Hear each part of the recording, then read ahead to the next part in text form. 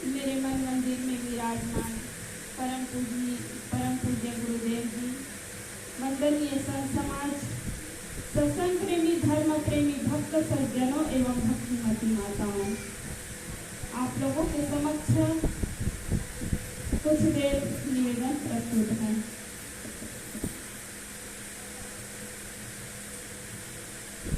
आज इस परसुरी गांव में सदगुरु कबीर साहब की जन्म जयंती का कार्यक्रम रखा गया है। सदगुरु कबीर साहब को सब लोग याद कर रहे हैं, उनके ज्ञान, उनके विचार, उनके रहनी, क्योंकि कबीर का अर्थ होता है महान।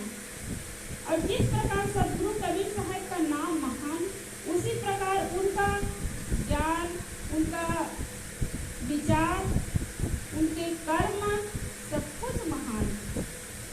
सदगुरु कबीर साहब सत्य के पक्षधर थे, कभी झूठ बोलना नहीं जानते थे। कितने भी लोग लालच दिखा दे, लेकिन सदगुरु कबीर साहब लालच में आकर के कभी झूठ नहीं बोलते थे। आज लोग क्या करते, थोड़ा लालच दिखा दिए, थोड़ी प्रशंसा कर दिए तो आदमी झूठ बोलना चालू कर देते। लेकिन सदगुरु कबीर साहब हर परिस्थिति से गुजरे, लेकिन सत्य बोलना नहीं छोड़ते थे। और लोगों की जैसे दृष्टि होती है वैसी सृष्टि दिखाई देती है। जिस रूप में सदगुरु कबीर साहब को देखना चाहे देख सकते। योगियों की दृष्टि में सदगुरु कबीर साहब योगी थे, कवियों की दृष्टि में सदगुरु कबीर साहब कवि थे। और सदगुरु कबीर साहब जितनी उलटवासियां सदगुरु कबीर साहब ने कहे हैं, उतने आज तक किसी ने नहीं कहा। सदगुरु कबीर साहब की आज 625वीं जन्म जयंती है। और सदगुरु कबीर साहब अपने जीवन काल में जो भी शिक्षा दिए, जो भी संदेश दिए, केवल उसी समय के लिए नहीं था, न केवल आज के लिए है, बल्कि सदा सदा के लिए अमर हो गए कहना चाहिए। जो भी संदेश दिए सदगुरु कबीर साहब समाज को, वो सदा सदा के लिए अमर हो गए। क्यों अमर हुए हैं आप सब लोग जानते हैं, क्योंकि सदगुरु कबीर साहब ने कोई ऐसी बात नहीं कही कि जो कारण कार्य की व्यवस्था से हटकर हो। आज जो हो रहा है वो आगे भी होता, पहले भी हुआ था। ऐसा नहीं कि लोग सुनते हैं कि पहले जमाने में अलग होता था, हजारों वर्ष लोग बिना खाए पिए तपस्या करते थे, हवा पीकर कोई जी रहे थे, ऐसा सुनने को मिलता है। लेकिन आज बिना भोजन किए कोई रह नहीं सकता। कितने देर रहेगा, 1 दिन, 2 दिन, 4 दिन रहेगा। बिना पानी पिए कोई रह नहीं सकता है, क्योंकि यह शरीर भौतिक है, तो भौतिक चीज की आवश्यकता होती है ना। तो भोजन की आवश्यकता है, पानी की आवश्यकता है, इसके बिना यह शरीर चल नहीं सकता है। और सदगुरु कबीर साहब कारण कार्य की व्यवस्था से हटकर कोई बात नहीं कही है, इसलिए आज सदगुरु कबीर साहब की बातों को कोई काट नहीं सकता है। आधी साथी को भी कोई काट नहीं सकता है, क्योंकि सदगुरु कबीर साहब की जितनी भी ज्ञान है, जितना भी ज्ञान है, वो सब प्रैक्टिकल ज्ञान है। केवल सदगुरु कबीर साहब सुन करके, देख करके नहीं बोले हैं, प्रयोग करके देखते हैं, तब किसी के बीच में, समाज के बीच में बात को रखते हैं। इसलिए कहते हैं ना कि आधी साथी सिर खड़ी जो निर्वारे जाए, क्या पंडित की पोथियां जो रात दिवस भी लिगाए। आधी साथी को भी कोई काट नहीं सकते हैं, आधी साथी ही हमारे रक्षक है। सदगुरु कबीर साहब जैसा करते थे वैसा कहते थे। बड़े बड़े पंडितों को भी ऊपर उठाए हैं, उसको जगाए हैं।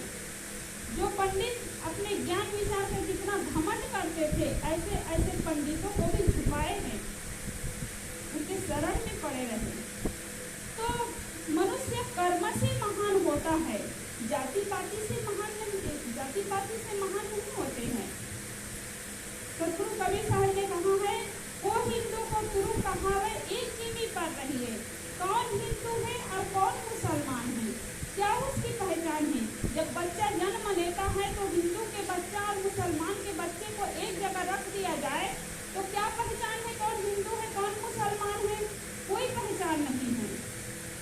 सदगुरु कबीर साहब ने आगे भी कहा है, कारी पीरी दूध उगाई ताकर दूध देवो भी लगाई, काले पीले गाय के दूध को दूध करके एक पात्र में रख दिया जाए और उसको कोई अलग करना चाहे तो क्या अलग कर सकता है, नहीं कर सकता है, क्योंकि सभी गायों का दूध सफेद होता है और एक पात्र में रखकर तो उसको कैसे अलग कर सकते हैं, कोई अलग नहीं कर सकते हैं।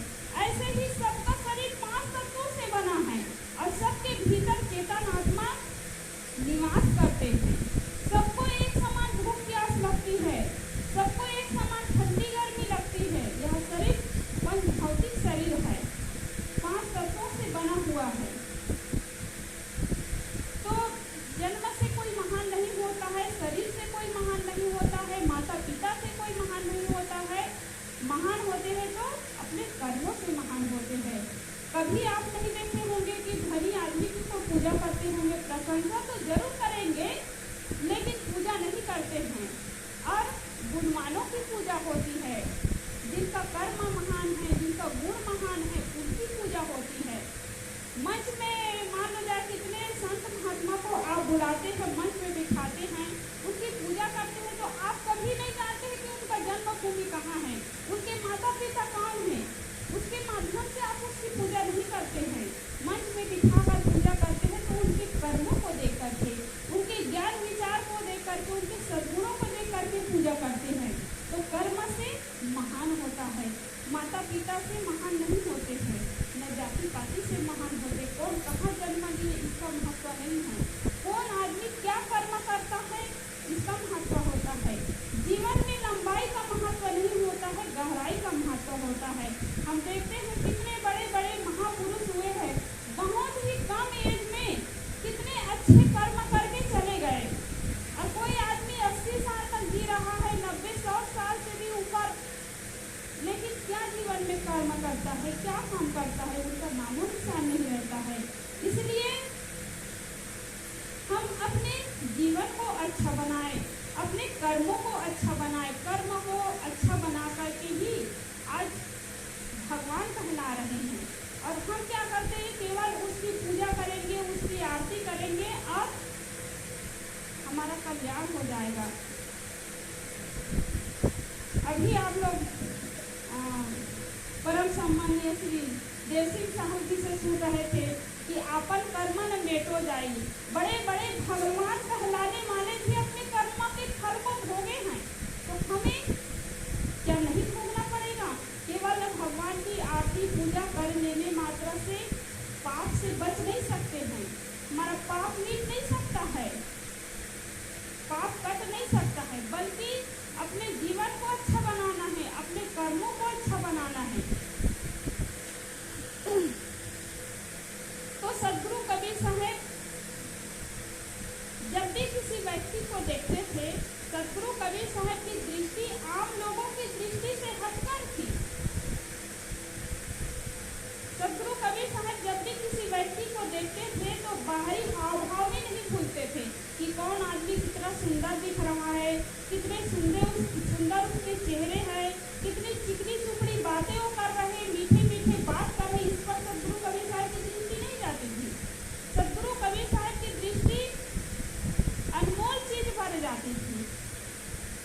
हम लोग कभी किसी से मिलते हैं तो बाहरी हाव भाव में भूल जाते हैं, रूप रंग में भूल जाते हैं, चेहरे की सुंदरता में भूल जाते हैं, चिकनी चुपड़ी बातों में भूल जाते हैं, अपने को खो देते हैं।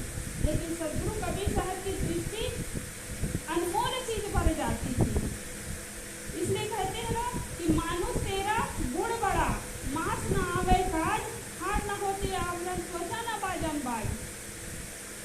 मनुष्य अपने गुणों के कारण ही महान है, अपनी शक्ति के कारण महान है, लेकिन वो मनुष्य अपनी शक्ति को नहीं पहचान पाता है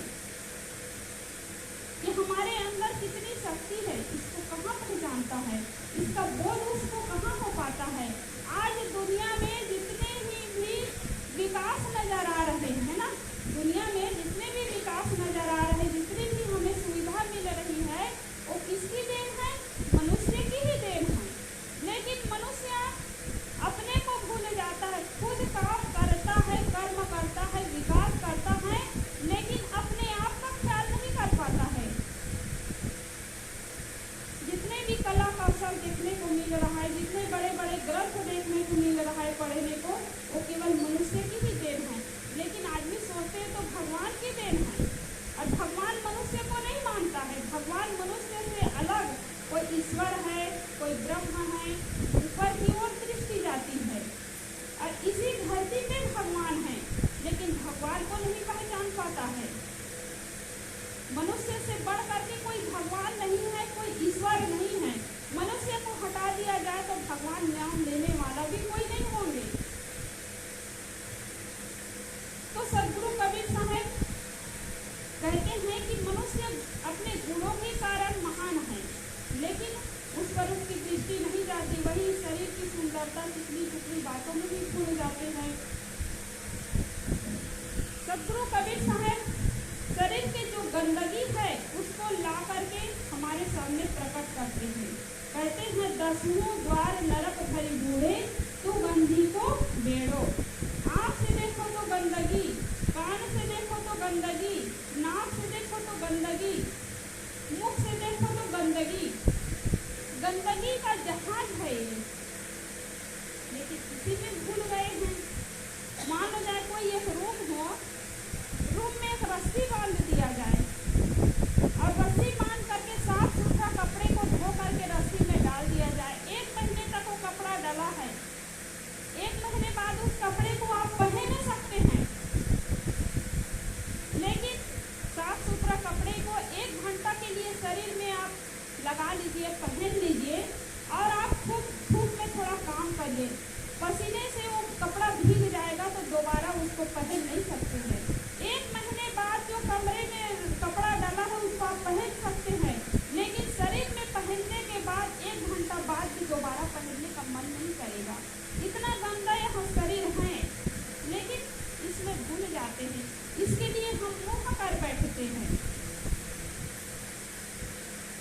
शरीर के लिए मुँह होता है, परिवार के लिए मुँह होता है, समाज के लिए मुँह होता है, और मुँह के कारण ही आदमी भयभीत जीवन जी रहा है, भय में जीवन जीता है। भूत प्रेत लगन मुहूर्त, इसके चक्कर में लोग पड़ जाते हैं। हमारी माताएं तो कोई आ जाते हैं ठगने वाले, तो फिर घर खाली कर देते हैं, गहना जेवर लुटा देते हैं, एक एक टोकरी धान लुटा देंगे, कहेंगे कि इतना दान दे दो तुम्हारे बच्चा परीक्षा में पास हो जाएगा, तुम्हारे बच्चे की तबीयत ठीक हो जाएगी। तो हमारी माता मुख में आकर के सब लुटा देती है, ज्ञान नहीं कर पाती है, बोध नहीं हो पाता है। और ऐसे ऐसे ठगने वाले कितने पंडित और पुरोहित होते हैं जो समाज को धोखा देते हैं। एक बार क्या हुआ कि एक भक्त के घर में एक पंडित चला गया और जाकर के पूछता है कि भगत जी सब कुशल मंगल तो है ना? तो भगत जी कहते हैं कि नहीं पंडित जी, कुशल मंगल तो नहीं है, क्योंकि इस साल पानी नहीं गिरा तो फसल अच्छी नहीं हुई है, मन खुश नहीं है। तो पंडित को और ठगने के लिए मौका मिल जाता है। कहते हैं कि तुम्हारे घर में तो ग्रह लगा हुआ है, तो कहाँ कुशल मंगल होगा? और कहे कि गुरुवार के दिन मैं आऊंगा और एक ग्रह को तोड़ दूंगा। लंबी लिस्ट तैयार करके दे दिए भक्त जी को, और फिर चला गया। गुरुवार के दिन जैसे ही आता है पंडित जी, तो संयोगवश भक्त के कोई रिश्तेदार, एकदम खास रिश्तेदार, उसमें जाना तो जरूरी है, उसका शरीर छूट गया तो जाना जरूरी रहा। तो 8 साल का बच्चा था, 8 साल का बच्चा, तो भक्त जी कि जैसे जैसे पंडित जी बताते जाएंगे वैसे वैसे तुम करते जाना। बच्चा ने कहा ठीक है पापा जी। भक्त जी चले गए। इधर बच्चा घर में रहा। पंडित जी बुलाते हैं बच्चा इधर आओ। तो बच्चा गया पास में और कहा पंडित जी कि बेटा थोड़ा गोबर ले आना। गोबर घर में तो गोबर नहीं रहा। गली में गोबर ढूंढने के लिए जाता है बच्चा। गोबर ढूंढने के लिए गया तो गोबर उठा करके लाया। पंडित जी वो गोबर से गणेश भगवान बनाए। गणेश भगवान बना दिए। उसकी पूजा की तैयारी चली। सभी सामग्री को इकट्ठा कर दिए और बच्चा को बुलाया पंडित जी कि बेटा इधर आओ, पूजा करनी पड़ेगी। अब सब पूरी तैयारी हो गई, केवल पूजा बाकी है। बच्चे ने कहा पंडित जी किसकी पूजा करेंगे? पंडित जी ने कहा बेटा ये गणेश भगवान है ना, गणेश भगवान इसकी पूजा करनी है। बच्चा ने कहा कि पंडित जी ये गणेश भगवान है, ये गणेश भगवान है। अभी मैं तो गोबर उठा करके लाया हूँ गली से, ये गणेश भगवान नहीं है, गोबर है गोबर। तो पंडित जी ने कहा कि बेटा ये गणेश भगवान बन गया है, इसको गणेश भगवान मानना पड़ेगा। बहुत जिद करने लगा पंडित जी। बच्चे ने कहा मैं नहीं पूजा कर सकता इसकी। पंडित जी ने कहा बेटा थोड़ी देर के लिए मान जाओ। बच्चा ने कहा चलो 10 मिनट की ही बात है, 10 मिनट मान लेता हूँ, के बाद नहीं मानना है। फिर पूजा हो गई। पूजा होने के बाद फिर भोजन हुआ। भोजन में कुछ पकवान बनाया गया था। कुछ कोई मेहमान आते हैं, कुछ कार्यक्रम होता है तो पकवान बनाया जाता है। भोजन में पंडित जी के पसंद की चीज़ बनी रही होगी, मेवा मिठास। थोड़ा ज़्यादा खा लिया पंडित जी। बिस्तर में गया तो उठना मुश्किल हुआ, पेट में दर्द हुआ। वो बच्चा को चिल्लाया कि बेटा इधर आइए। तो बच्चा दौड़ के जाता है कि क्या हुआ पंडित जी, क्या हो गया? तो पंडित जी ने कहा कि बेटा थोड़ा गुड़ ले आना, गुड़, छोटा सा गुड़ ले आओ ताकि खाऊंगा तो मेरा भोजन पच जाएगा, पेट दर्द ठीक हो जाएगा। कभी पेट फूल रहा है, पेट दर्द हो रहा है तो गुड़ खाने से पेट ठीक हो जाता है। तो पंडित जी ने गुड़ मंगाया तो बच्चा को भी एक मौका मिला। वही गली में गया बच्चा और गोबर को उठा करके लड्डू जैसे बनाया और पंडित जी के पास ले जाकर के दिए कि लीजिए पंडित जी ये गुड़ है, खा लीजिए, पेट दर्द ठीक हो जाएगा। तो पंडित जी जैसे ही उस गोबर को हाथ में पकड़ता है तो बदबू आने लगी, खिच करने लगा।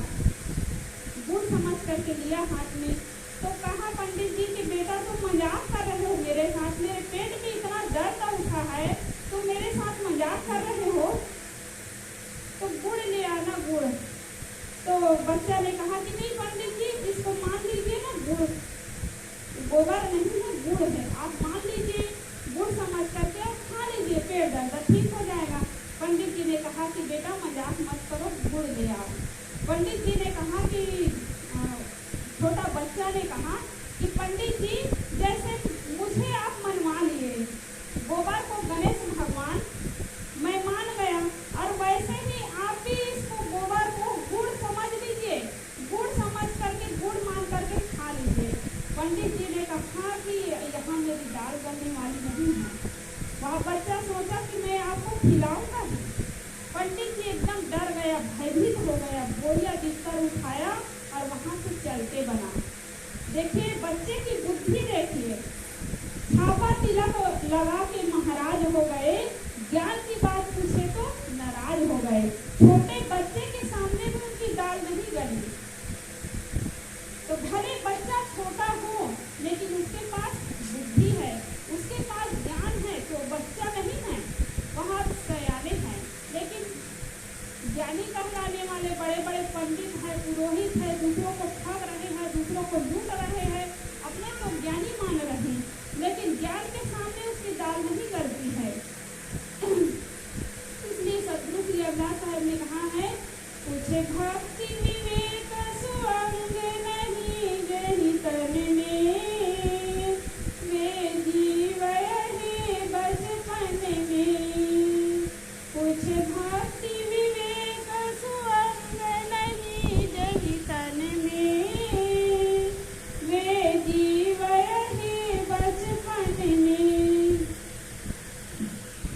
तो जब तक भक्ति नहीं है, ज्ञान नहीं है, विचार नहीं है, तो यह शरीर बच्चा ही बना रहता है। बड़े बड़े बूढ़े होते हैं, देवी देवता की मूर्ति बना करके, मूर्ति खरीद करके लाते हैं, उसको कलश चढ़ा देते हैं और फिर उसकी पूजा शुरू हो जाती है। और एक छोटा बच्चा को भी पूछा जाए कि मिट्टी के जो गाय बना दिया जाए, मिट्टी के गाय बना करके रख दिया जाए, खड़ा कर दिया जाए, और वो मिट्टी के गाय जो है दूध दे सकती है, दूध मांग सकती है, तो छोटा बच्चा कहेगा नहीं दे सकती है। क्यों नहीं दे सकती? क्योंकि उसमें जान नहीं है। और उसी बच्चे से पूछा जाए कि मिट्टी के भगवान बना दिया जाए तो क्या आशीर्वाद दे सकती है? तो बच्चा चुप हो जाता है। भगवान के नाम पर सबको मौत होना पड़ता है, लेकिन अन्य चीज के लिए मिट्टी के गाय बना दिए, मिट्टी के बैल भैंस बना दिए, मिट्टी के बैल बना करके क्या उस खेत जोताई कर सकते हैं? नहीं कर सकते हैं। तो मिट्टी के भगवान कैसे आशीर्वाद दे सकते हैं? लेकिन आदमी सोच नहीं पाता है, विचार नहीं कर पाता है, उसी में भूल जाते हैं। तो सदगुरु कबीर साहब हमारे अंदर जो शक्ति है उसको जगाए हैं, बाहर भगवान नहीं खोजे हैं। कहते हैं ना कबीर साहब को कि कबीर साहब ने भैंसे को मंत्र पढ़ा दिया, तो कोई भैंसे को मंत्र नहीं पढ़ा सकता है, बल्कि कमजोर से कमजोर व्यक्ति को सदगुरु कबीर साहब ने ऊपर उठाया है। कोई बहुत विद्वान हो, कोई पढ़ा लिखा आदमी हो, उसको बार बार कहा जाए कि तुम अपने जीवन में कुछ भी नहीं कर सकते हो, तुम्हारे अंदर में कोई योग्यता नहीं है, जो कुछ है तो ऊपर वाले है, तो वह व्यक्ति कमजोर हो जाएगा, कभी ऊपर नहीं उठ सकता है, अपनी शक्ति को खो देगा वो। लेकिन कोई एक अनपढ़ इंसान भी हो, उसको बार बार कहा जाए कि तुम अपने जीवन में बहुत कुछ कर सकते हो, विकास कर सकते हो, तुम्हारे अंदर इतनी योग्यता है, तो वह व्यक्ति की शक्ति जो है जागृत हो जाती है और ऊपर उठ जाता है, अपने जीवन में कुछ अच्छा कर्म कर बैठता है। तो बाहर कोई भगवान नहीं है, बाहर कोई ईश्वर नहीं है, हमारे अंदर शक्ति है, उसको हम जागृत करें। और तो यही सत्संग के माध्यम से संत गुरुजनों के ज्ञान विचार को जब सुनते हैं तो लगता है कि हमारे अंदर इतनी शक्ति है। कभी कभी गुरुभूषण साहब जी के जब प्रवचन सुनते हैं ना, तो उनका प्रवचन मतलब एक अलग ढंग का होता है। लगता है कि उनके प्रवचन सुन करके हमारे अंदर इतनी शक्ति है, हम बहुत कुछ कर सकते हैं। बहुत अच्छा से समझाते हैं साहब जी। तो आज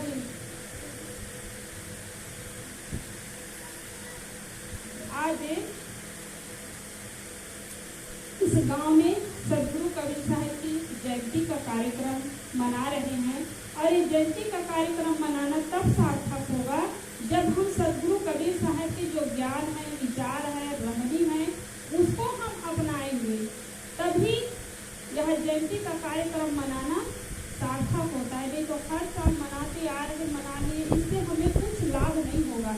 सदगुरु कबीर साहब के अनेक पहलू है और हर पहलू उनके इतने चमकदार है, धारदार है कि एक पहलू को पर भी हम विचार करेंगे तो फिर वो कभी पूरा होने वाला नहीं है। सदगुरु कबीर साहब हर पहलू पर विचार दिए हैं।